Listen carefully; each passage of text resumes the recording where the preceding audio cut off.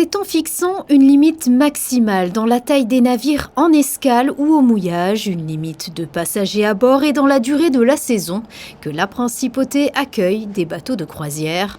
En totale cohérence avec son image, sa qualité de vie et son attractivité économique, cette politique met l'accent sur la prévention des risques de pollution dans le respect des conventions maritimes internationales ratifiées par Monaco dans sa globalité. C'est pas de nouveau, on a commencé dès 2018 puisqu'on a pris une ordonnance et là la Principauté était en avance pour interdire l'usage du fioul lourd par les navires et l'utilisation d'un gasoil désulfurisé pour avoir des émissions moindres et donc un impact moindre sur la santé humaine.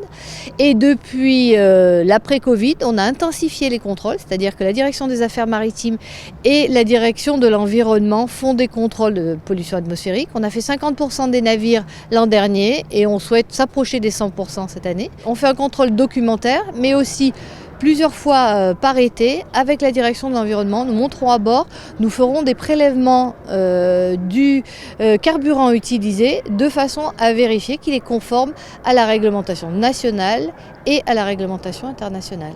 Depuis 2003, le port Hercule développe une nouvelle activité commerciale avec l'accostage des paquebots de croisière. Suite à l'interruption due à la crise sanitaire en 2020, le gouvernement princier a donné son accord afin d'accueillir uniquement des navires de catégorie luxe et premium jusqu'à 250 mètres avec une capacité de 1250 passagers maximum.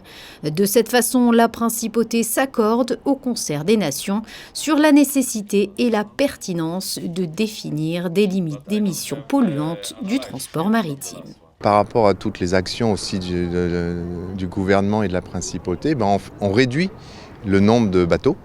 Et finalement, c'est quasiment un tiers de réduction. Et donc, avec ça, un tiers de réduction d'émissions réduites aussi. Donc, c'est tout ça, cette activité aussi qui est attendue par tous les commerçants de la ville, qui est importante.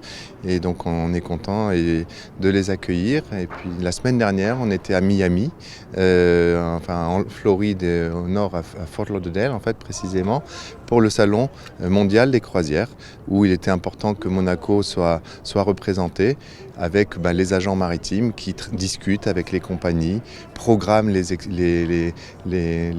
futures arrivées escales en Principauté.